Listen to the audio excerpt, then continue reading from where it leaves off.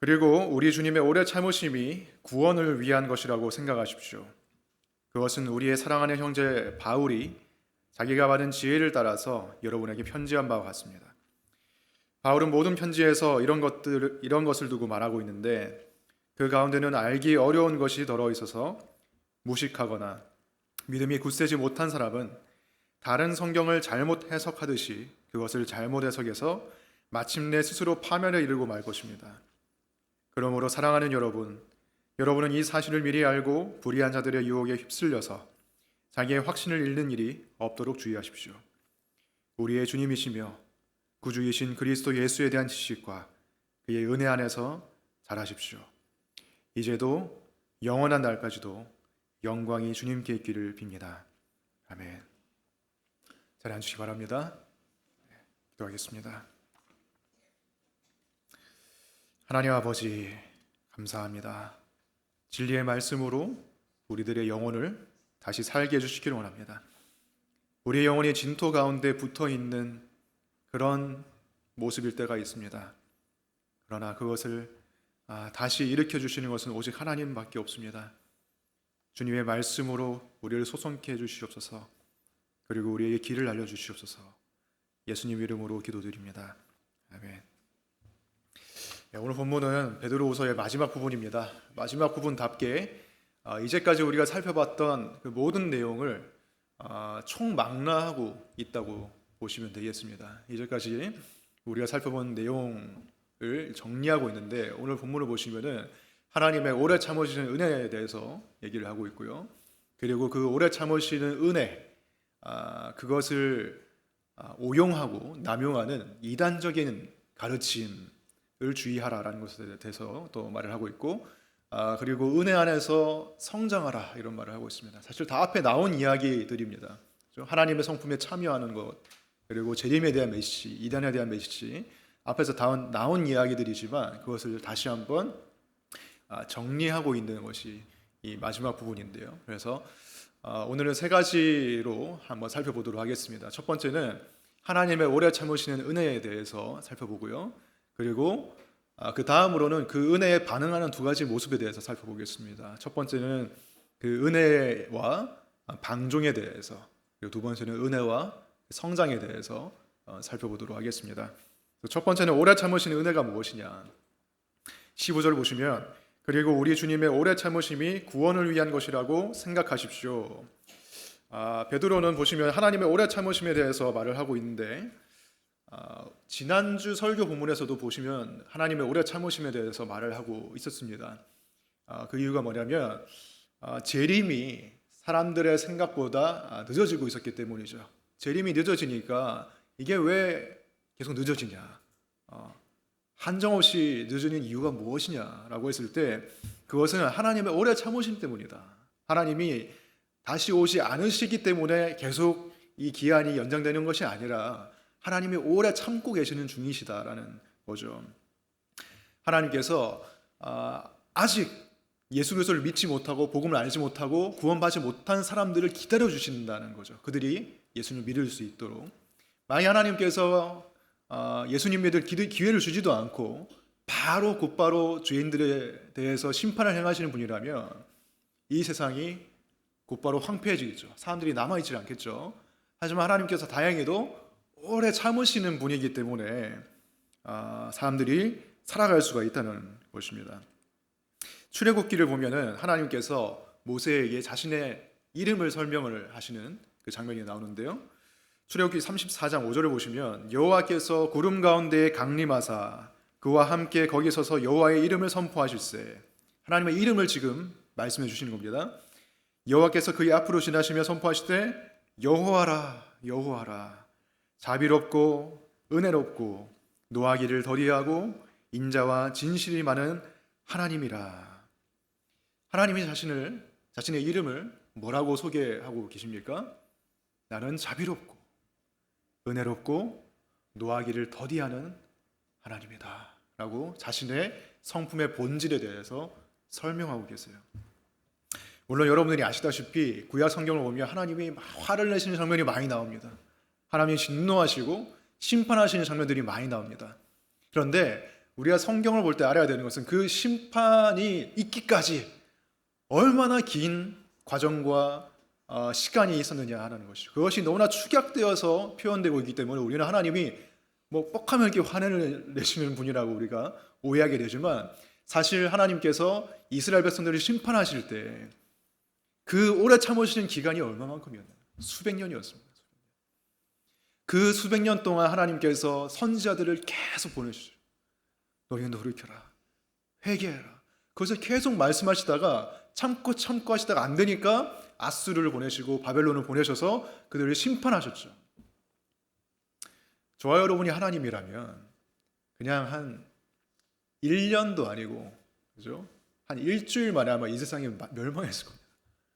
내가 이들을 창조한 것이 후회된다 라면서 그냥 다 그냥 몇 번이고 갈아엎었을 거예요. 하나님께서 계속 오래 참으시잖아요. 계속 오래 참으시고 어쩌다 한번 화를 내시는 거죠. 하나님께서 노하기를 더디하시는 분이다. 출애굽기에 나오는 이 하나님의 이름은 사람들이 붙여준 이름이 아니에요. 뭐 여호와 이레라든지 여호와 샴마, 여호와 샬롬, 여호와 라파, 여호와 니시, 이런 이름들은 다 사람들이 하나님께 붙여준 이름이에요. 그것도 다 좋은 이름이지만 하나님이 자신에 대해서 직접 소개한 이름은 이런 것이라는 거죠. 자비롭고 은혜롭고 노하기를 더디하는 하나님이다 라고 말합니다. 그래서 하나님은 좀처럼 화를 내지 않으시는 분이에요. 그래서 우리의 어떤 고정관념을 좀 바꿀 필요가 있습니다. 하나님은 화를 잘 내시는 분이 아니라 좀처럼 화를 잘 안 내시고 화 내기가 힘드신 분, 그런 분이 하나님이세요. 여러분의 주위에 정말 오래 참고 화를 잘 내지 않는 그런 사람이 있다면 하나님은 그 사람의 한 수천만 배 정도 더 오래 참으시고 더 화를 잘 내지 않는 분이라고 생각하시면 됩니다. 그래서 하나님께서 자신을 소개하실 때 나는 공의의 하나님이고 나는 정의의 하나님이고 너희들이 죄를 지으면 그 합당한 벌을 반드시 내리는 하나님이다, 이렇게 소개하지 않으셨어요. 물론 그것도 하나님의 속성이지만 하나님이 자신을 소개하실 때 그렇게 소개하지 않으셨다고요. 왜? 하나님의 핵심적이고 가장 깊은 본성에는 자비, 은혜, 노하기를 더디함이 있다는 것입니다. 심지어 그 노하시는 것조차 하나님의 사랑에서 나오는 것이죠. 그래서 많은 사람이 하나님의 대표적인 속성이 사랑인 것을 압니다. 그리고 하나님께서 보통 사람들보다 오래 참는다는 것은 사람들이 알고 있습니다. 그런데 중요한 것은 우리가 죄를 지을 때, 우리가 시험에 당해서 걸려 넘어질 때는 그런 생각을 잘 하지 못한다는 것이죠.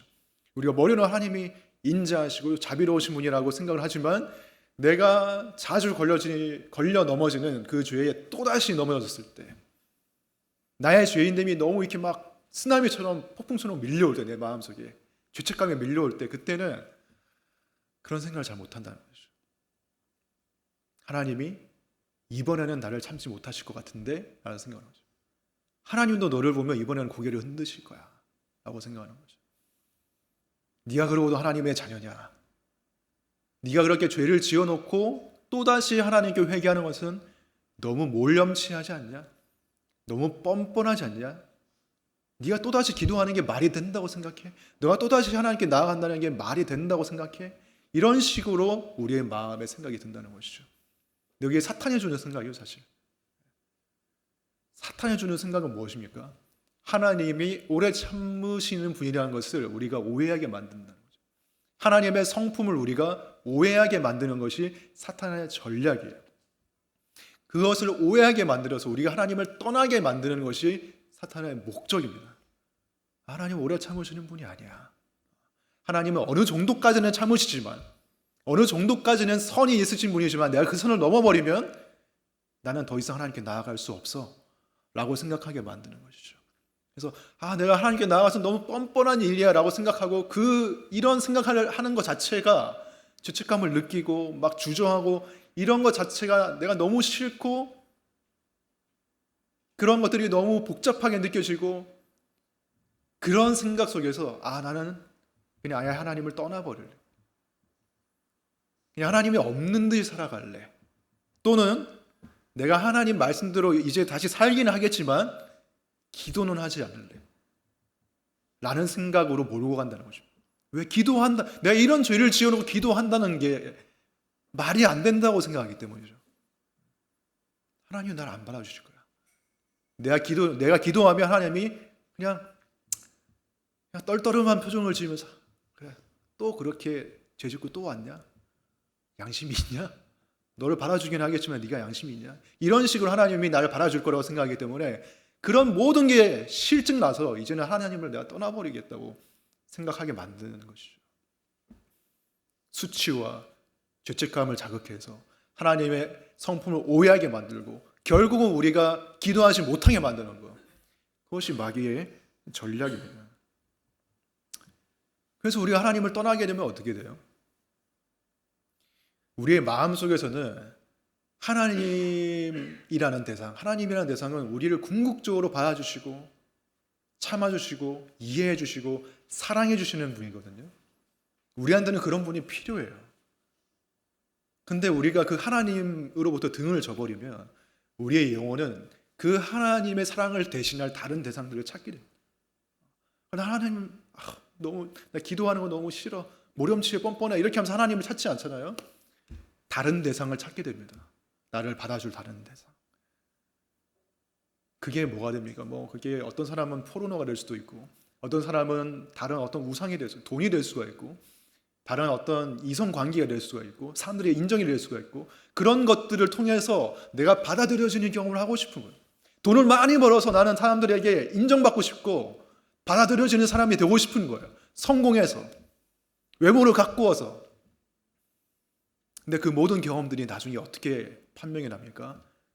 결국에는 내 영혼을 채우지 못합니다. 정처 없이 헤매게 되는 거예요. 하나님을 떠나서. 그게 마귀의 목적이에요. 그렇게 우리의 삶이 절망과 냉소로 흐르게 만드는 것이 마귀의 목적이에요. 우리가 세상을 살면서 학습하는 게 무엇입니까? 거절감이에요. 거절감. 내가 그렇게 열심히 노력하는데도 내 안에 있는 어떤 죄의 일부분이 사람들에게 노출되었을 때에 내가 받아들여지지 못하는 그 거절감, 그것을 우리가 학습하면서 자라나거든요. 우리 부모님은 내가 공부를 열심히 하지 못하고 성적이 좋지 않았을 때 별로 기뻐하지 않으셨어. 또는 화를 내셨어. 내가 부모님을 실망시켰을 때 부모님의 표정은 나는 그것을 잊을 수 없어. 또는 내가 일을 잘하지 못했을 때 직장에서 내가 어떤 이러한 평가를 받았었어. 사람들이 무시했었어. 이런 경험들이 쌓이면서 우리는 하나님을 향해서도 그러한 시각을 갖게 됩니다. 하나님도 마찬가지일 거예요. 그러니까 하나님을 사람 수준으로 우리가 생각하는 거죠. 물론 하나님은 이 내 주변에 있는 사람들보다는 오래 참으시고 그보다는 노하기를 더디 하시는 분이겠지만, 그러나 내가 선을 넘어버리면, 어떠한 선을 넘어버리면 하나님도 나를 버리실 거라고 생각하는 것이죠. 근데 하나님이 그런 분이십니까? 그런 분이 아니라고 말합니다. 하나님은 오래 참으시는 분이라고 얘기를 합니다. 하나님이 자신의 성품을 소개하죠. 예를 말하자면 자기 MBTI를 소개하실 때 그렇게 말씀하셨다는 거예요. 나는 오래 참는 사람이야. 나는 오래 참는 존재다. 언제든 나에게 와라 라고 말씀하시는 거예요. 그래서 하나님께서 이사야서 55장 8절에서 나의 생각은 너의 생각과 다르며 너의 길은 나의 길과 다르다. 하늘이 땅보다 높듯이 나의 길은 너의 길보다 높으며 나의 생각은 너의 생각보다 높다라고 말씀하신 거예요. 이것이 보통 이제 사람들이 설교자나 그런 사람들이 얘기를 할 때 하나님의 지혜는 우리의 생각보다 더 높고 우리의 땅의 수준보다 하늘의 수준만큼 높으시다. 그게 하나님의 지혜다. 이렇게 많이 인용을 하는데, 사실 이 말씀의 문맥을 펼쳐놓고 보면 이 말씀하시는 문맥은 하나님의 용서입니다. 하나님의 긍휼이에요. 내가 이스라엘을 용서하겠다. 그를 긍휼히 여긴다. 근데 그 긍휼과 오래 참음의 정도는 사람들이 생각하는 수준과 확연히 다르다라고 말씀하신 게 이 말씀이에요. 사람들은 나를 땅의 수준으로 생각하지, 하나님이 오래 참지 않는다고 생각하지. 하지만 나 여호와 하나님은 그 하늘만큼, 하늘이 땅보다 높은 만큼, 그러니까 거의 무제한이죠. 그만큼 오래 참는 하나님이다. 라고 말씀하시는 게 이 이사야 말씀이십니다. 여러분, 사도 바울이 하나님의 사랑 또는 인간의 사랑에 대해서 말할 때 가장 먼저 말하는 게 무엇입니까? 사랑은 오래 참고, 오래 참고. 그렇죠? 사랑의 핵심이 오래 참는다는 거예요. 사랑의 핵심은 오래 참는 것입니다. 오래 참는 것에 사실 그 뒤에 모든 것이 들어가 있어요. 온유하며 절제하며 그게 다 오래 참음에 들어가 있다고요. 여러분의 삶에서 절제하는 것, 그것도 오래 참음이죠, 그죠? 경건하고 성실하고 꾸준하게 살아가는 것, 그것도 다 오래 참음에 속에 들어가 있는 거예요. 그래서 사랑의 핵심은 오래 참음입니다. 하나님은 사랑이시기 때문에 하나님은 오래 참으시는 분이시고요. 사도 바울이 디모데전서 1장 16절에 보면 자신의 삶 자체가 오래 참으심의 표본이다라고 얘기를 합니다.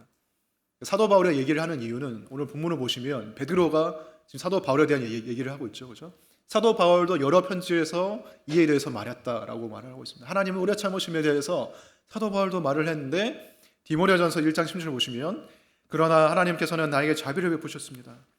그 뜻은 그리스도 예수께서 끝없이 참아주심의 한 사례를 먼저 나에게서 드러내 보이심으로써 앞으로 예수를 믿고 영생을 얻으려고 하는 사람들의 본보기로 삼으시는 것입니다. 사도 바울의 삶 자체가 하나님의 오래 참으심, 예수 그리스도의 오래 참으심, 사도 바울의 표현으로는 끝까지 참아주심의 표본이다, 예시다라고 말을 하고 있습니다. 사도 바울이 하는 말은 나의 삶을 보면 하나님의 오래 참으심이 얼마만큼인지 알 수 있다라고 말하는 것입니다. 왜 그렇습니까? 사도 바울이 어떤 사람이었나요? 박해하는 사람이었고 핍박하는 사람이었죠. 누구를? 예수 믿는 자를. 교회를 파괴하는 사람이었죠. 무너뜨리는 사람이었죠. 예수 믿는 사람을 끝까지 추적해서 찾아가서 추노하듯이 찾아가가지고 감옥에 집어넣고 심지어는 죽이기까지 하는 사람이 사도 바울이었습니다. 근데 하나님이 그에게 어떻게 하셨습니까? 그를 번개를 맞아서 죽게 하셨습니까? 아니 싱크홀에 빠져 죽게 하셨습니까? 아니죠. 친히 그에게 나타나셔서 그에게 죄를 깨닫게 하시고 예수 그리스도의 부활을 보여주시고 그가 다시 회개해서 예수 그리스도를 위해서 사는 사람으로 만들어주셨죠. 그게 하나님의 오래 참으십니다. 근데 여러분, 사도 바울이 그렇게 회개하고 난 이후에도 사람들이 사도 바울을 믿지 못했어요. 왜냐하면 그 바울이라는 이름만 들어도 PTSD가 막 오는 사람들이 있었기 때문에. 왜? 그에 의해서 자신의 가족이 죽었기 때문에. 사도 바울 때문에 믿는 화목한 가정이 깨어졌기 때문이에요. 죽음으로 인해서. 얼마나 두렵겠어요. 근데 그런 사람을 하나님이 용서해 주셨다고요. 그래서 사도 바울이 하나님의 끝없이 참아주심의 표본입니다.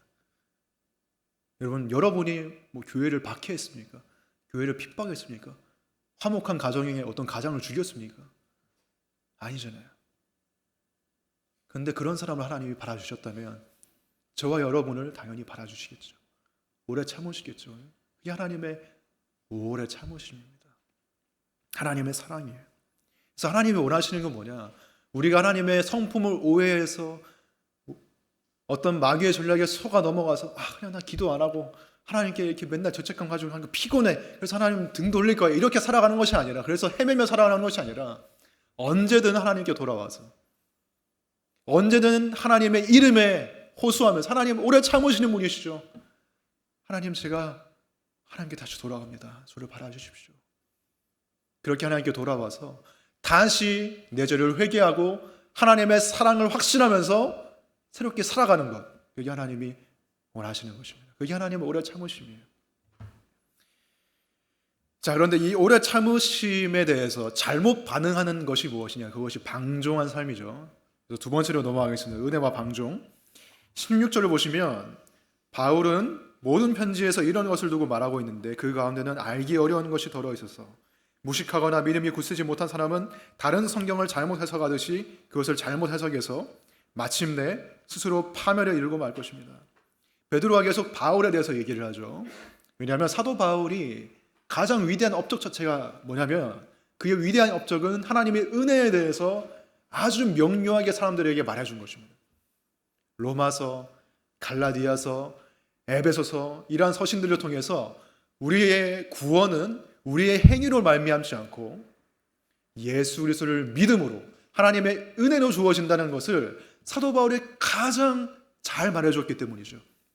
그래서 이 사도 바울의 편지를 보면 하나님의 은혜를 잘 알 수가 있죠. 그런데 이 사도 바울의 하나님의 은혜를 설명하는 것을, 그 말씀을 왜곡하고 잘못 해석하는 사람들이 있었다는 것이죠. 그것이 실수가 됐던 간에 사실 고의로 했을 거예요. 고의로 그 말씀을 왜곡하고 해석해서 자신들의 방종하고 방탕한 삶을 합리화시키는 사람들이 있었다는 것입니다. 베드로후서의 핵심 주제가 재림이죠, 그죠? 재림이 오는 게 맞냐? 재림이 왜 이렇게 더디냐? 재림은 그냥 신화적인 거가 아니냐? 사람들이 지어낸 거가 아니냐? 이렇게 조롱하는 사람들이 있었다 그랬죠? 그런 이단적인 가르침을 하면서 너희는 그냥 마음대로 살아. 하나님은 오시지 않아. 예수님 오시지 않아. 너희들이 하고 싶은 대로 살아. 이렇게 가르치는 거짓 선생들이 있다고 우리가 배웠습니다. 그 거짓 선생들이 자신들의 그런 방탕한 교리를 합리화시키기 위해서 사도 바울의 서신을 이용했다는 것이죠. 예를 들면 로마서 3장 28절을 보시면 사람이 율법의 행위와는 상관없이 믿음으로 의롭다고 인정을 받는다고 우리는 생각합니다. 행위와는 상관없이 우리가 하나님께 의롭다함을 받는다라는 말이죠. 이신칭에 관한 말이죠. 그죠? 가장 중요한 말인데 이것을 왜곡해서 그래, 우리는 애초에 의롭게 살아갈 수가 없어. 우리는 그럴 능력이 없어. 우리는 거룩히 살아갈 수가 없는 죄인이야. 그렇기 때문에 하나님이 구원을 그냥 주신 거야. 그러니까 너희들은 그냥 마음 편하게 살아. 하나님은 너희가 죄인인에도 불구하고 의인으로 봐주셔. 그러니까 그냥 구원 어차피 천국 가니까 마음대로 살아. 이런 가르침에 대한 근거를 이 구절로 삼은 것입니다. 그 이단의 선생들이 말이죠. 근데 이것 또한 성경을 악의적으로 왜곡한 것이죠. 이 문맥을 살펴보면 곧바로 그 뒤에 31절에서 사도 바울이 이렇게 말합니다. 그러면 믿음으로 말미암아 우리가 율법을 폐합니까? 그럴 수 없습니다. 도리어 율법을 굳게 세웁니다. 사도 바울이 분명히 말하고 있죠. 곧바로 28절 얼마 지나지 않아 31절에서 그러면 우리가 율법을 폐합니까? 율법을 지키지 말란 말입니까? 아닙니다. 도리어 율법을 더 잘 지켜야 됩니다. 라고 얘기를 하는 거죠. 하나님의 은혜 때문에, 죄인을 의인 삼으신 하나님의 은혜 때문에 우리는 율법을 더 굳게 지켜야 됩니다. 라고 바울이 말하는데 이 부분은 싹 말을 하지 않고 편집해버리고, 악마의 편집이죠. 그죠? TV에서 예능 프로그램에 이럴 때 악마의 편집을 하잖아요. 출연자가 이렇게 길게 말을 했으면 여기서 딱 요만큼만 떼가지고 PD가 원하는 그 부분만 딱 떼가지고 야, 이 사람 빌런이다, 이런 식으로 해버리잖아요. 악마의 편집이죠. 근데 진짜 악마의 편집은 뭡니까? 성경을 이렇게 편집하는 거예요. 앞뒤 문맥 잘라버리고 자기가 원하는 부분만 딱 발췌해가지고 봐라, 하나님은 죄인을 의인 삼으시잖아, 마음대로 살아도 된단 말이야 라고 편집하는 게 진짜 악마의 편집인 거죠. 우리는 성경을 이게 문맥으로 읽어야 돼요. 이 당시 사람들은 책이 없었잖아요. 그러니까 낭독하는 걸 듣는 사람들이 더 많았어요. 그래서 기억력이 좀 이렇게 좋지 않으면은 다 기억하기 힘들어요. 그렇기 때문에 이 부분만 발췌해서 그 선생들이 가르쳤단 말이죠. 그렇게 되면 속아 넘어가는 거예요. 속아 넘어가는 것뿐만 아니라 우리 마음 가운데 이렇게 살고 싶은 욕망이 있기 때문에 성경 말씀을 근거로 나의 방탕을 합리화시키고 싶은 마음이 있기 때문에 거기에 넘어가는 거예요. 제가 대학생 때 누군가 저한테 이런 말을 하는 거예요. 우영아, 나 이제 공부 열심히 안 하기로 했어. 뭔 말이야? 왜 공부를 열심히 안 해? 성경에 보니까 공부 열심히 하지 말래 라고 말하는 거예요. 뭔 말이냐? 성경에 무슨 공부 열심히 하지 말라는 말이 어딨냐? 그러니까 전도서 말씀을 얘기해 주더라고요. 제가 실어놨는데 전도서 12장 11을 보시면 내 아들아, 또 이것들로부터 경계를 받아라. 많은 책들을 짓는 것은 끝이 없고 많이 공부하는 것은 몸을 피곤하게 하느니라. 학생 때 이 구절 읽으면 진짜 은혜 받거든요. 많이 공부하는 건 그래, 나 너무 피곤해. 내 피곤은 간 때문이 아니고 내가 피곤한 거는 공부를 많이 해서 그런 거야. 합리화하고 싶은 거죠. 이 구조는 공부를 많이 하지 말라는 말이 아니죠. 그죠? 이 구조는 뭘 말하는 거예요? 공부를 많이 하는 것도 하나님이 없으면 헛되다는 거예요. 그러니까 공부가 우상이 되면 헛되다는 말을 하고 있는 거예요. 그리고 우리가 또 대표적으로 오용하는 구절이 뭡니까? 시편 127편이죠. 너희가 일찍이 일어나고 늦게 누우며 수고의 떡을 먹으며 헛되도다. 그러므로 여호와께서 그의 사랑하는 자에게는 잠을 주신도다. 그래, 내가 잠이 많은 이유는 하나님 나를 사랑하시기 때문이야. 그래서 그 합리화하잖아요. 그래서 이 말씀이 우리가 위로가 되잖아요. 그래서 내가 잠이 많은 이유에 대한 위로가 되는데 그 다 합리화시키는 거잖아요, 사실. 이 말씀은 하나님을 의지하지 않고 내 노력으로 내 삶을 일궈내려는 그 노력 속에서 쉬지 않고 일하는 사람, 잠을 반납하고 일하는 그 사람에게 하나님을 의지하고 쉬라는 말이거든요. 그죠? 잠을 뭐 푹 자라, 그래 마음껏 자라, 쿨쿨 자라 이런 얘기가 아니잖아요. 근데 사람들은 이런 본성이 있어요. 하나님의 이름으로 나의 죄와 나의 어떤 죄악된 본성을 합리화하고 싶은 마음이 있다고요. 그런 것들을 체계적으로 잘 정리해서 내놓는 사람들이 이단이에요. 제가 2주 전에 석촌호수를 이제 산책하러 가니까 석촌호수 입구에 이단이 있더라고요. 구원파 이단이 있더라고요.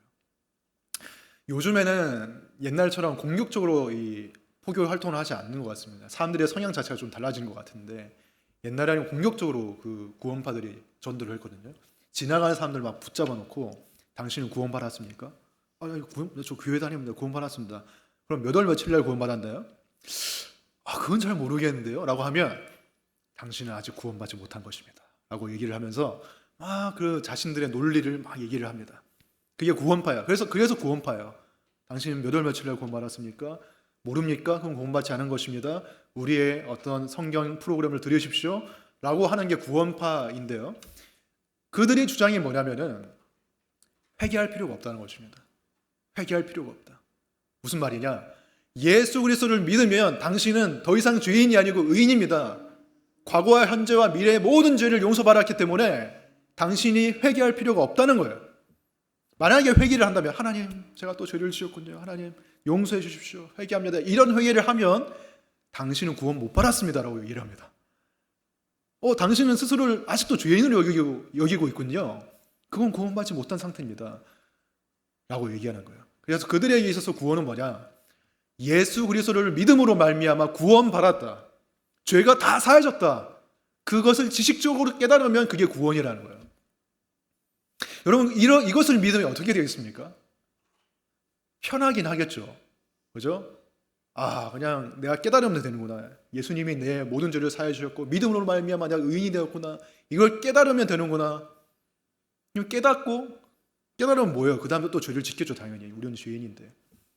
근데 죄를 지었을 때 회개할 필요가 없으니까 그들의 교리에 의하면은 그냥 죄에 대해서 점점 무감각해지는 거예요.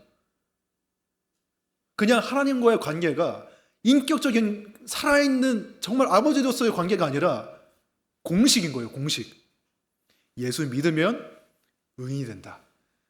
예수님 믿으면 죄가 사해진다. 그러므로 나는 회개할 필요 없다. 그냥 공식처럼 돼가지고 하나님과의 인격적인 교제가 없는 거예요. 근데 성경이 말하는 건 무엇입니까? 우리의 신앙은 공식이 아니죠. 수학 공식이나 과학 공식이 아니죠. 우리의 신앙은 뭐예요? 관계예요. 살아있는 하나님과의 관계. 하나님이 아버지잖아요. 그죠? 아버지. 주기도문에서도 하늘에 계신 우리 아버지요 라고 기도하라고 가르치셨죠. 그리고 우리의 죄를 사해달라고 기도하라고 예수님이 가르치셨죠. 왜냐하면 인격적인 관계이기 때문에. 여러분이 아버지와의 관계에 있어서, 친아버지의 관계에 있어서 아버지를 실망시켜드리고 아버지의 마음을 아프게 했다면 어떻게 하겠어요? 우리 아버지는 어차피 내 죄를 다 용서해 줄 거니까 그냥 뭐 이번에도 아버지한테 아무 말 하지 않고 그냥 내 살는 대로 살면 되지. 이렇게 생각하겠습니까? 아니죠. 내 아버지가 살아있고 내 아버지와 관계가 있는 자식이라면 아버지한테 얘기를 해야겠죠. 아버지 죄송합니다. 이번 일 때문에 아버지 많이 속상하셨죠. 제가 다시는 그러지 않겠습니다. 이런 식으로 얘기를 해야 될 거 아니에요. 하나님도 마찬가지입니다. 하나님은 살아계신 우리 아버지이기 때문에 우리가 이미 죄를 다 용서받았지만 얘기를 해야 되는 거예요. 하나님, 저의 죄가 당신의 마음을 아프게 했습니다. 당신을 슬프게 했습니다. 당신은 저에 대해서 오래 참으시는 분이시지만 저의 죄 때문에 슬퍼하시는 분인 것을 제가 압니다. 하나님, 저의 죄를 다시 용서해 주시고 저를 새롭게 해주십시오. 저를 붙들어 주십시오. 제가 다시 죄에 빠지지 않게 이끌어 주십시오. 이런 기도가 필요하단 말이죠. 근데 이단들은 그렇게 가르치지 않는다. 구원파는 특히. 그죠? 이단은 딱 우리의 그 회개하기 싫어하고 마음대로 살고 싶어하는 그 본성을 캐치해서 그렇게 살라고 얘기하는 거죠. 하나님의 오래 참으심을 이용해서 우리가 오래 참지 않아도 된다는 말을 하고 있죠. 그죠? 하지만 성경은 무엇입니까? 그 하나님의 오래 참으심은 우리가 오래 참지 않아도 된다는 변명이 아니라 하나님의 오래 참으심은 오히려 우리의 삶 가운데 오래 참음이라는 성품을 낳는다는 것을, 절제를 낳는다는 것을 성경은 말을 하고 있는 것입니다. 그래서 베드로가 17절에서 이렇게 말합니다. 그러므로 사랑하는 여러분은 이 사실을 미리 알고 불의한 자들의 유혹에 휩쓸려서 자기의 확신을 잃는 일이 없도록 주의하십시오. 불의한 자들의 유혹, 이단들의, 거짓 선생들의 유혹이죠. 하지만 그 유혹이 통하는 이유가 무엇이라고요? 우리 안에 내 죄를 합리화하고 싶은 마음이 있기 때문에. 신앙이라는 이름으로, 은혜라는 이름 안에서 그 은혜에 기대어서 내 죄를 합리화하고 싶은 마음이 내 마음에 있기 때문에 이것은 잘못됐다는 거죠. 그것은 은혜에 대한 올바른 반응이 아니라는 것입니다. 은혜에 대한 올바른 반응은 무엇이냐? 은혜 안에서 성장하는 것이죠. 세 번째, 은혜와 성장입니다. 18절 보시면 우리의 주님이시며 구주이신 그리스도 예수에 대한 지식과 그의 은혜 안에서 자라십시오. 은혜는 우리의 방종과 우리의 퇴보에 대한 변명거리가 아니죠. 은혜는 우리의 성장의 토대입니다. 하나님은 우리가 자라기를 원하시죠. 우리도 다 자라기를 원해요. 그죠? 여러분 다 성장하기 원하시죠? 퇴보하기 원하지 않으시죠? 우리의 마음 가운데는 나를 더 발전시키고 싶은 마음이 있어요. 그래서 서점에 가면 제일 인기 있는 책이 뭐예요? 자기계발서예요. 사람들 다 성장하고 싶은 거예요. 성품 면에서나 뭐 자기 직무 능력에 있어서나 아니면 자산에 있어서나 뭐가 됐던 간에 다 성장하고 싶은 거예요. 근데 하나님 말하시는 것은 그래 너 자라기를 원한다. 근데 은혜 안에서 자라기를 원한다라고 말씀하시고, 그리고 그 성장의 목표에 대해서 다시 점검하기를 원하세요. 하나님께서 너의 성장의 목표가 뭐냐? 너의 성품이 변화해서 그래서 그 목표가 뭐냐? 너가 더 좋은 사람이 되고 싶냐? 그래서 사람들에게 인정받고 싶냐? 너가 더 나은 사람이 되어서 너 스스로 영광을 얻기를 원하냐? 네가 높아지기를 원하고 너 스스로를 드러내기를 원하냐? 그렇다면 그것은 진정한 성장이 아니라는 것이죠. 그것은 자랐지만 자라지 않은 것입니다.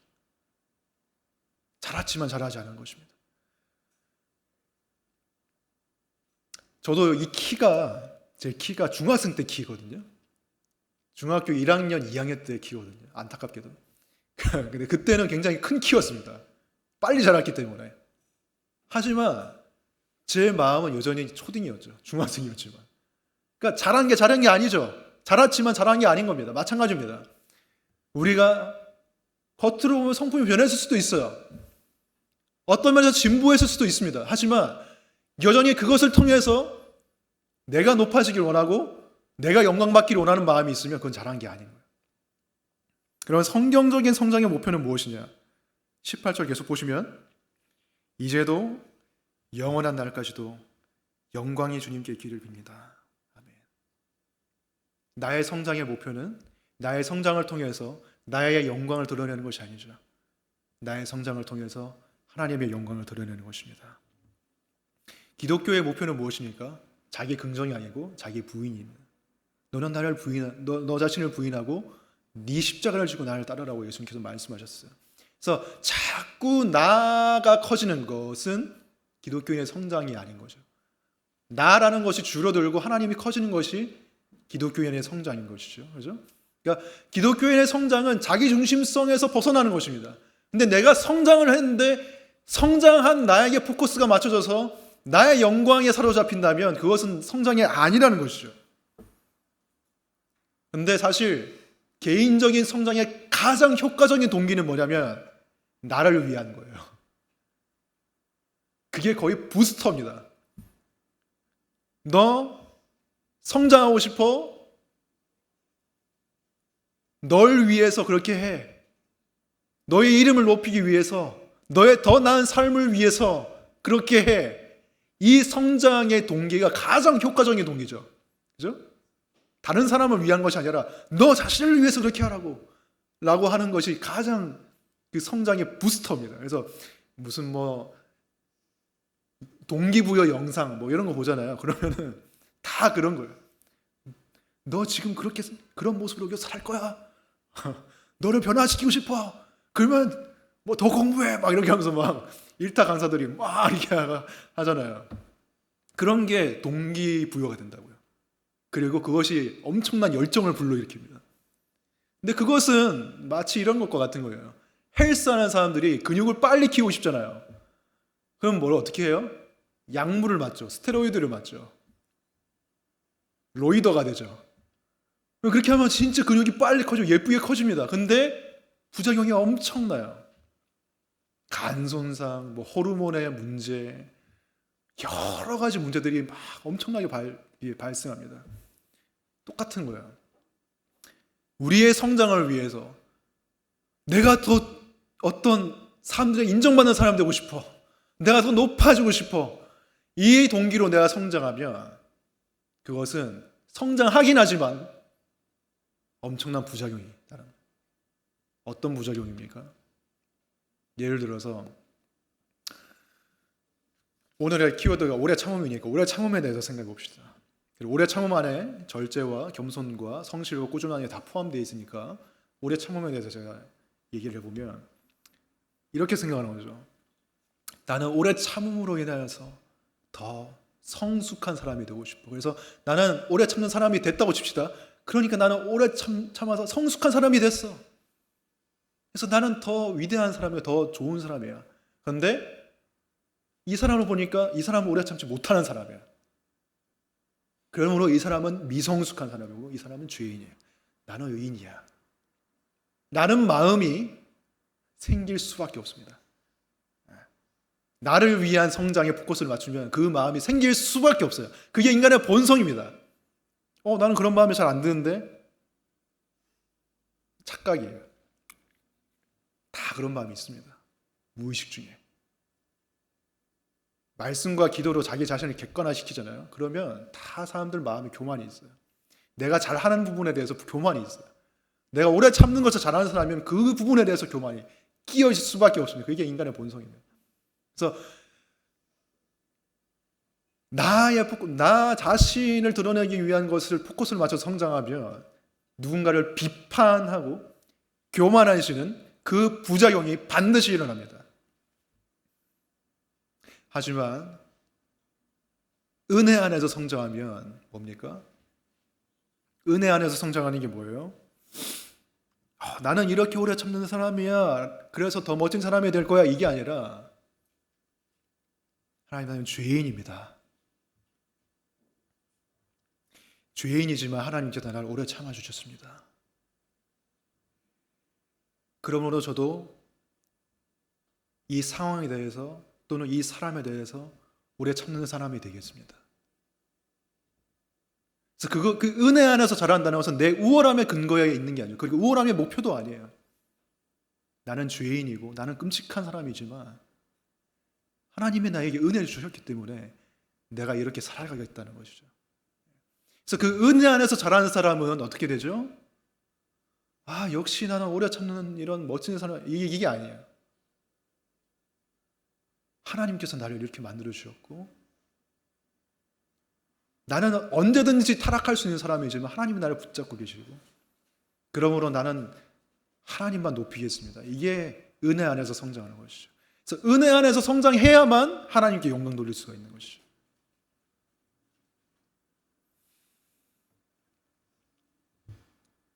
여러분, 그 은혜 안에서 성장하기 위해서 우리는 하나님의 은혜를 바라봐야 되는 것이죠. 그죠? 말씀을 통해서, 기도를 통해서 하나님의 은혜를 바라봐야 되는 것이죠. 그래서 우리가 예수께서 우리를 위해서 참으신 것들을 우리가 한번 생각해 보십시오. 히브리서 12장 22절 3절 보시면 믿음의 창시자시오 완성자이신 예수를 바라봅시다. 그는 자기 앞에 놓여있는 기쁨을 내다보고서 부끄러움을 마음에 두지 않으시고 십자가를 참으셨습니다. 그리하여 그는 하나님의 보좌 오른편에 앉으셨습니다. 자기에 대한 죄인들의 이러한 반항을 참아내신 분을 생각하십시오. 그리하면 여러분은 낙심하여 지치는 일이 없을 것입니다. 우리가 오래 참는 근거가 무엇이라고요?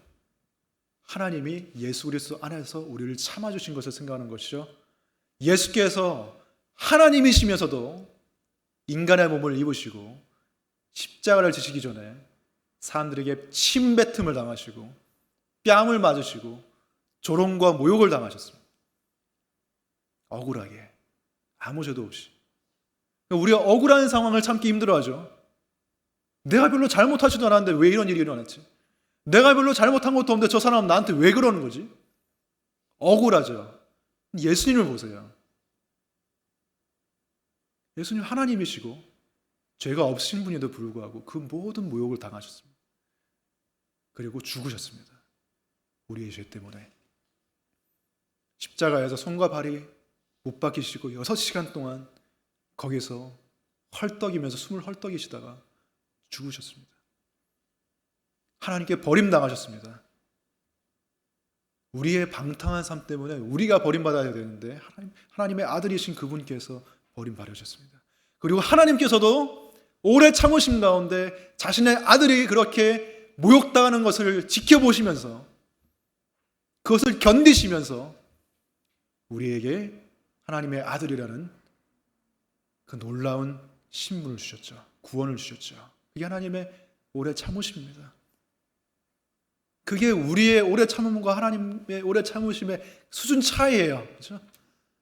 우리는 조금 더 억울한 것을 참지 못하고 조금 더 힘든 상황을 잘 참기 힘들어하지만 하나님은 다 참으십니다.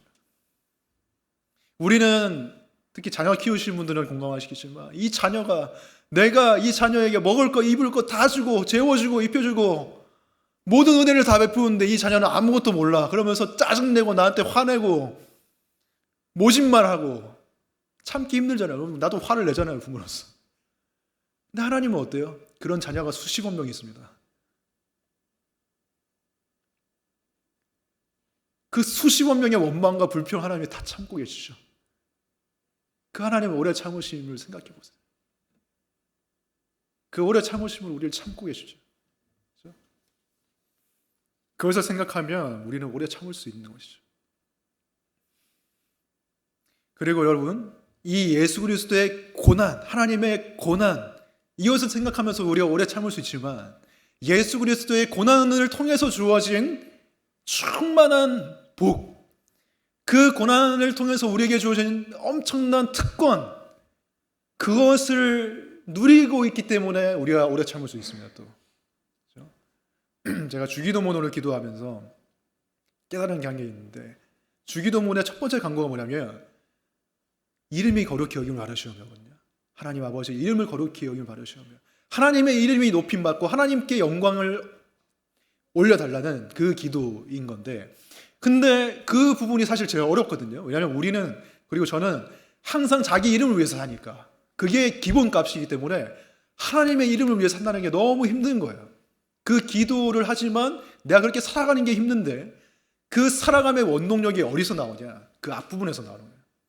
하늘에 계신 우리 아버지요. 하나님이 내 아버지시기 때문에 나는 더 이상 부족함이 없는 거예요. 내 이름을 높일 필요가 없는 거예요. 왜? 나는 하나님의 자녀라는 가장 좋은 이름을 얻었기 때문에. 하나님의 자녀라는 가장 위대한 이름을 얻었기 때문에. 세상이 줄 수 있는 어떤 이름보다 가장 위대한 이름. 무슨 내가 뭐 대형교회 목사 이런 게 뭐 되는 게 그게 가장 위대한 이름입니까? 아니죠. 하나님의 자녀라는 게 가장 위대한 이름이잖아요. 그 이름을 이미 얻었기 때문에 내 이름을 높이려고 애쓸 필요가 없는 거야. 여유가 있는 것이죠. 아, 나는 이미 최고의 이름을 얻었기 때문에 나는 하나님의 이름을 위해 살겠습니다. 이제 그 고백이 되는 거죠. 나는 이미 충만한 복과 영광을 하나님으로부터 누리고 있다는 그 확신, 그것이 나로 하여금 오래 참게 만드는 것입니다. 오래 참는 사람은, 여유가 있는 사람은 오래 참거든요. 막 나의 결핍 때문에 난 이게 부족해 저게 부족해 라고 생각하는 사람은 오래 참을 수가 없어요. 나 살기 바쁘거든요. 그런데 나는 하나님의 자녀이고 나는 모든 것이 충만하고 예수 그리스도 안에서 완전하다. 나는 의로운 사람이다. 예수 그리스도 안에서. 예수 그리스도만큼의 그 사랑과 은혜를 내가 받고 있다는 것을 정말 믿으면 나는 오래 참을 수 있죠. 이 상황에 대해서도, 이 사람에 대해서도 오래 참을 수가 있죠. 이 상황이 이해가 되지 않아요, 내 지혜로는. 하지만 하나님이 내 아버지시고 내 모든 상황을 알고 계시고 주관하고 다스리고 계신다는 것을 믿는다면 나는 참을 수 있는 거죠. 하나님 이유가 있으시겠지. 이 상황에 두신 그 신뢰가 오래 참게 하는 것입니다. 그 은혜 안에서 우리가 자라나는 것입니다. 그 충만한 은혜 가운데서 여러분 자라나시기 바랍니다. 여러분을 높이기 위해서, 내가 너무 부족하기 때문에, 내가 결핍되어 있기 때문에 그 결핍을 채우기 위한 성장이 아니라 이미 받은 은혜가 있기 때문에, 하나님의 정말 하늘이 땅보다 높은 것 같은 그 무한한 오래 참으심의 은혜가 내게 주어졌고, 그리고 그 은혜로 말미암아 나는 하나님의 자녀가 되었기 때문에 그 은혜 안에서 성장하시기 바랍니다. 은혜를 계속 바라보며 성장하게 되겠습니다. 그리고 은혜 안에서 성장하는 것만이 하나님께 영광을 돌리는 길입니다. 그래서 여러분의 삶을 통해서 이제도 그리고 영원까지 우리 하나님 아버지께 영광이 있길 바랍니다. 기도하겠습니다.